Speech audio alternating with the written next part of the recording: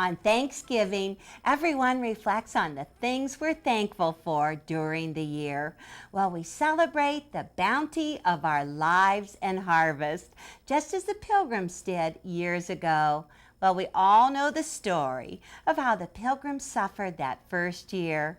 And after much hardship, the Pilgrims had an abundant harvest through the help of the Native Americans. The cornucopia is known as the horn of plenty or the harvest cone. It's a symbol of plentiful food. Well, typically, we fill the horn-shaped wicker basket with various kinds of festive fruits and vegetables for Thanksgiving. But mine is filled with flowers, and it's the centerpiece for my holiday table. Well, to complete the table setting, I made a harvest table runner. Now, it's just the right size for this long table. There's cornucopia on both ends, filled with a fall harvest of vegetables and attractive colored leaves and a sunflower. Well, this particular one is finished with a stripe and mitered corners. Oh, it's just long and beautiful, and I need a long one because my family joins me here in my mountain home for the feast. Or you could choose to make an artistic harvest table runner with leaves cascading over the ends. It's the same cornucopia with its bounty, but it's minus the stripe.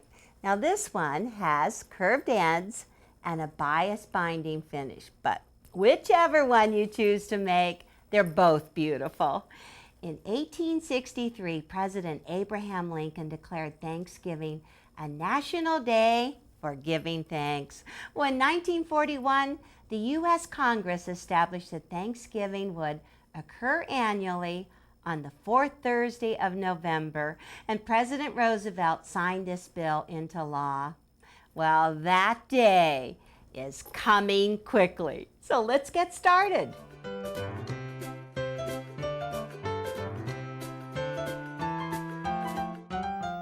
I have all of my patterns ready for the harvest table runner. But before we start, I just want to point out that this is not just a silly looking turkey. This is actually the pattern for the cornucopia. Well, they're all here. We've got the squash ready to go, and down here the two leaves, the maple leaf, which you need 3 of, and the oak leaf, you need 2. And around here, this is the oval for the cornucopia that finishes it out. And probably my favorite, the pumpkin and the pumpkin stem, really cute. We've got a circle for the grapes, and up here, the sunflower and the sunflower center. Now we're going to do an applique technique with the raw edges all turned under. To do that technique, we use non-woven fusible interfacing. It's lightweight, and when you feel it, there's always a smooth side to it and then the fusible dotted side to it. Just take your piece, go ahead and cut them into pieces just a little larger than the pattern, and place the smooth side on top. Grab a permanent marking pen and then just trace around the outside edge. And actually on the pumpkin and on the leaves, there is this inside as well. So trace that. We're not going to sew on that until later. Get all of your pattern pieces traced off. I'm not looking very straight. Well, if you are the cook for the whole family for Thanksgiving dinner, I would just skip all of this tracing and go right for the ones that are printed on the interfacing. Just take these pieces, cut them apart, and you're ready to pair them up with your fabric. Always place your fabric right side up and then the fusible side against the right side of the fabric. Center it right in there. If you can read the words, then you know you have it right. Well, this is the center of the cornucopia. The cornucopia right here, they're pretty big pieces. I thought I'd show you on the pumpkin. Well, I put a pin right in the center of my piece. I have the fusible side against the right side of the fabric. Well, to do this applique technique, there's a couple of things you can do to set up your machine. First of all, to lighten the pressure on your presser foot, just turn your dial or whatever you do to make your pressure lighter on your presser foot. Okay, I'm going to set center needle position 1.8 stitch length, that's a small stitch, and needle down. Now I'm using a nice small stitch so that you don't tear the interfacing as you're trimming and turning it. And then all you need to do, particularly on the pumpkin and all the other pieces, is just sew on the outside edge. Now you can see, since I lightened the pressure, I can just zip right around there. I'm using a clear applique foot. It actually has a metal bottom on it, so it just glides right around there. And it doesn't matter if you stay on the lines, because who's gonna know by the time you're done with this? All right, stitched on the outside, leave those lines unsewn at this time. Then take a sharp pair of scissors and trim 1/8 inch away. We are moving. And then we're gonna turn it right side out with a straw. Just cut a small hole in the center of the back. Take your straw and insert it right in there. And this is a ballpoint bodkin. And you just push right in there, and I just gently lift up on my pieces so that I start to turn that piece. And once you get it started to turn, then you can go ahead and remove your straw and your bodkin and just finish turning it right side out. And then grab your bodkin and just push it in the inside and gently go right around those curves. This is looking good. Looks like a pumpkin shape already. And then take your wooden iron and press from the outside edge. Now you can also use an applique pressing sheet as well. Well, I like to stuff my pumpkins, and so I cut a piece of 100% cotton that I'm just going to insert right in, and it's cut exactly the same size and shape as the pumpkin. So just grab hold right here and go right to the hole, insert it, and you just keep on going in and out, trying to get it to the outside edges. Now, pumpkins were definitely served at the first Thanksgiving because they are easy to grow, and you know, if you store them in the cellar, then they last a long time. And I'm sure that the Pilgrims and the Indians did not sit down to pumpkin pie with some whipped cream on top. Oh, probably they just baked the pumpkin, or my favorite is pumpkin soup. Put a little cinnamon and nutmeg in it, and it's great. Okay, just get it rounded around those edges. Looking good, nearly there. Get it nice and flat, and then once you have it flat, you want to create some dimension on your pumpkin right here. So that's why I left those lines unstitched. Now, my favorite stitch right now is the triple stitch. And it's actually like 3 stitches on top of each other. It goes back and forth, back and forth, back and forth. And my number is 063. Enter. Ah, perfect. Now, when you do the triple stitch, you turn it over from the wrong side. I do have black thread in here, but you could use whatever color you want, and then just sew on the wrong side, on the interfacing side, and watch what happens, because it's just going to go back and forth, back and forth, back and forth until it creates a lot of dimension on the opposite side. And then when you get to the other side, all you have to do, cut the threads and repeat, and that creates great dimension. Well, this is the pumpkin. I have lots more pieces to get done, and you can see on the oak leaf and on the maple leaf I did that same decorative stitching with the triple stitch, and just to create some dimension. This looks great over here on the 2 leaves. Well, let me get my pieces all finished, and I'll show you how to lay it out on the background. You're gonna gobble this one up. I'm working on my background, and it is 16 inches wide by 72 inches long. Now you can go ahead and make any adjustments just to fit your table, but I'm taking mine and folding it in half so that it's 8 inches wide, and I'm just lining up both ends. Now find your 6 by 24 inch ruler with a 45-degree line on it. That's the important part. Line up that 45-degree line right across the top like this, and then just trim away the extra. That's pretty easy. Just take that and get rid of it. Now, I've got the points on the end, Both ends should be exactly the same. So all I'm going to do now is just sew some stripes on both sides. And this one I already have done. I am just moving along. Well, these stripes are 3 inches wide, and I did some overlapping on both of the ends. Now once the stripes are on both sides, then you just do that 45-inch trim again.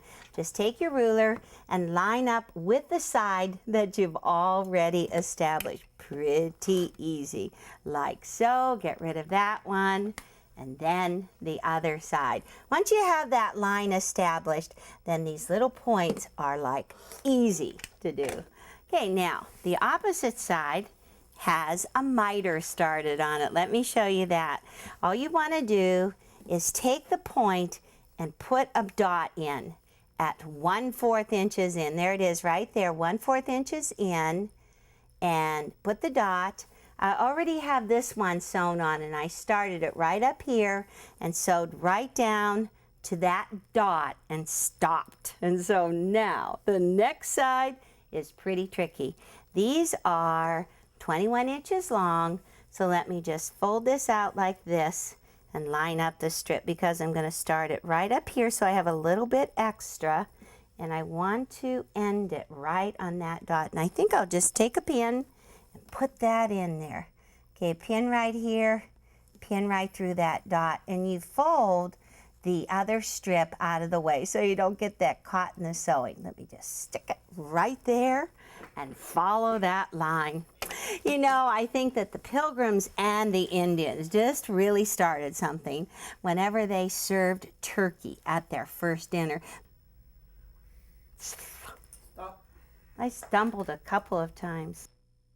That sounds pretty good for Thanksgiving, but it's quite interesting because of all of the Americans, 91% actually eat fowl on Thanksgiving Day. 91%, that's a lot of people eating turkey. You know, they are actually 300 million turkeys grown each year. And on that day, on the 4th Thursday of every November, they actually eat 45 million of those turkeys. That's a lot of turkey. Okay, now all I'm going to do is just plan for the miter. Just take the seam, set that seam, and let's take a look. See how we're doing. A little bit of steam, press that out and open. And then right here at the miter, take it and fold it so that you can get a nice 45-degree line. I'm going to open these out and just lay it down like this. Line up the stripe on the ends and go ahead and play with it till it's flat. Get that going, and then set that seam along there. And the line that I've created is going to become the stitching line, so that once you have that pressed in, just fold it back like this, and right here on the crease, I'm going to sew. This is going pretty easy. Let me just line that up. You know, they didn't have mashed potatoes yet, but they had lots of squash. Oh, that was a nice side dish that they served. Squash and peas. I stumbled a couple of times. That's that famous story that we've heard. Yeah, I'm just sewing right on the line. And once you have that sewn, don't cut it off until you check it out. Looks pretty good. Got those stripes all lined up. And then just press it out from the outside edge, trim away that back, and you're ready to place your pieces. Now, I already have the cornucopia and the center on there, and I placed it so that it's 2 inches in from the sides and 10.5 inches in from the bottom. Once you get that placed, just go ahead, steam press it. There's fusible interfacing on both of those pieces. And you can go around the outside edge, stitch it down by hand, or go ahead and use the blind hem stitch. Once you get that in place, then work on the leaves. Oh, I've got the oak leaf, got some maple leaves.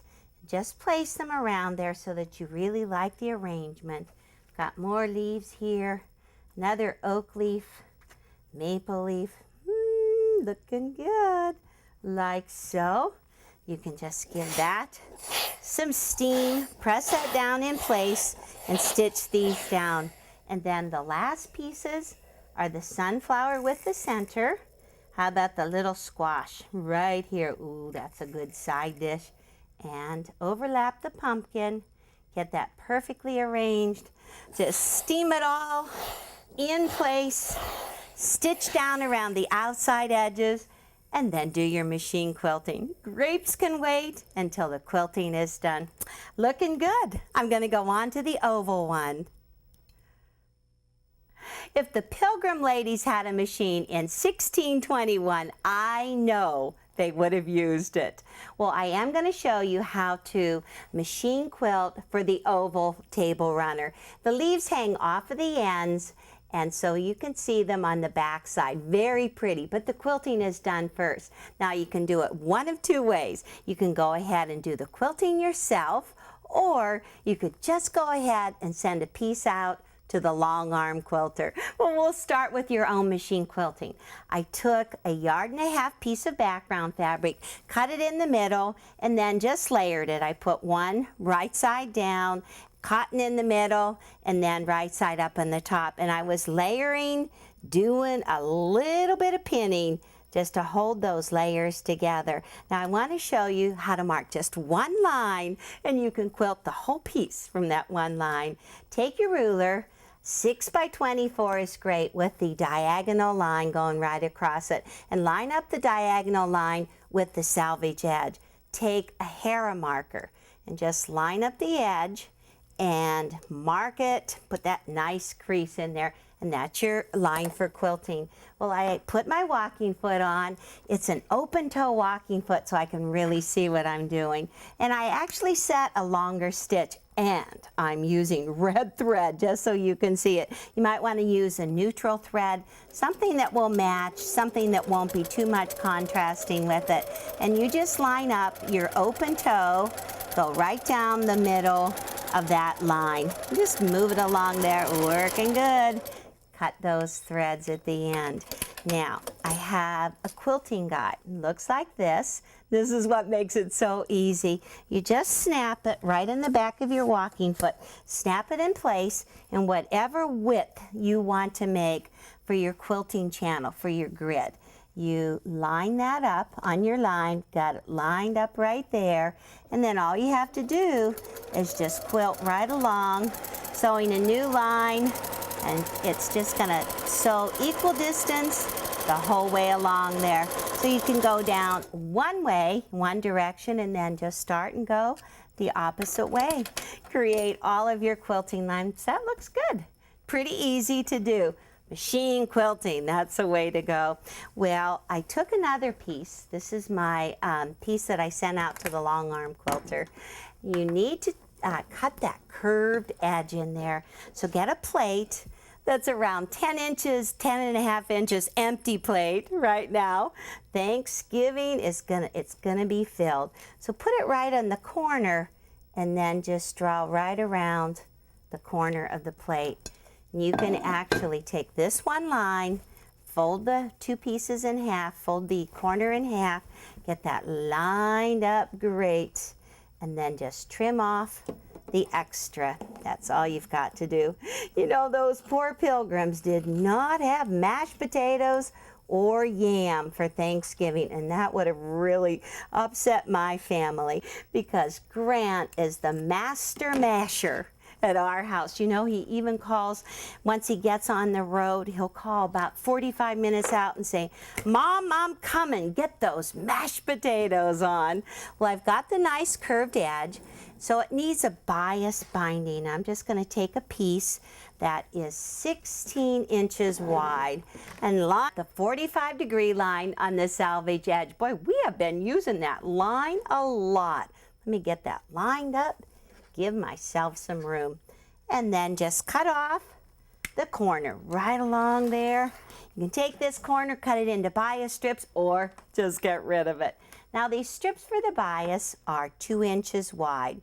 So line up the 2-inch mark along that edge, cut, you continue cutting 6 2-inch strips for your bias. You know that actually the bias for the regular binding is 3 inches wide, so this is just a little bit narrower. So just take these strips, line them up like this. This is always the hard part. You want to make them in a straight line. So I lay them out like this, and then I just flip them right sides together. And when you do that, you allow approximately 3/8 of an inch hanging over on both sides so that when you open them up, you've got a straight line. Well, take that straight strip and just fold the piece in half, wrong sides together, and press and just roll them up so it's all set to go. Now I want to show you how to sew that bias on. Let's see if I can just get this laying flat so you can see it on my machine. Okay, I'm going to leave my walking foot on. I set my machine to slightly less than 1/4 inch. You can't have a real wide seam on this, or you just can't get around those bends. Start in the middle of one side. I know I'm down near the edge, but I want to show you the curve. Line that up. Got the edge right against the inside of my walking foot so that I can get a nice narrow seam like this. And as you go into the curve, you want to ease it in so that you have enough fabric in there so that whenever you turn it the other way, you haven't stretched it out too much. Okay, let's take a look. See what we've done. Okay, there it's going around. So you may need to do a little trimming, but you're just going to take your binding, fold it to the back side, and just overlap it on the back side, and that's how it looks along the front side. Pretty good. You can stitch that down by hand or machine. Now the leaves that are hanging over the edge are actually 2 pieces of fabric that have been sewn right sides together. You just cut a little hole in the back piece of fabric and turn it right side out. That hole is right under here so that you can see the back side as well. We'll start layering it up with the cornucopia down towards the bottom end. The leaves go on next, then the pumpkin and the sunflower, and it'll be beautiful. Oh my gosh, I can smell the turkey. My family has come and gone, and we had a wonderful Thanksgiving gathering. Well, as planned, Grant mashed the potatoes, and they were really good. But as predicted, the napkins have some stains to wash out. So I'm just going to saturate that stained area with this spot remover. Oh, just squeeze it on there, cover it good. And then once you have the area saturated, just take your finger and just rub it in. And then I'm just going to let it sit about 5 to 10 minutes, toss it in the washer, and the napkin will be beautiful and spot-free for next Thanksgiving. Well, speaking of next year, I still have some grapes to sew on this one. Now they're handmade from 2-inch circles. You need to have 14 dark purple and 6 medium purple. All you have to do is just thread, hand sewing needle, put a knot on the end, and I like a double strand. It's really strong. And then just take and run a gathering stitch around the outside edge. Okay, I'm nearly to the end. Just going to pull that thread, take a piece of batting, and just roll it up till it's grape size. Let me get that ready and just stuff it right inside the hole, and then continue stitching right around the outside edge. Oops, throw it up tight. It's looking good. Do a little shaping with it, and then just sew them together into a cluster, sew them to your table runner, and you're done. Well, Charlotte Griffith made this table runner with a beautiful rust-colored background, and I know her family enjoys her handiwork. Well, just as the Pilgrims rejoiced over a fine harvest after a cold, hard winter, we celebrate what we have reaped over the past year. Well, on this day, we remember that what it is on the table takes a second to our friends and family who are around the table. Enjoy making your harvest table runner.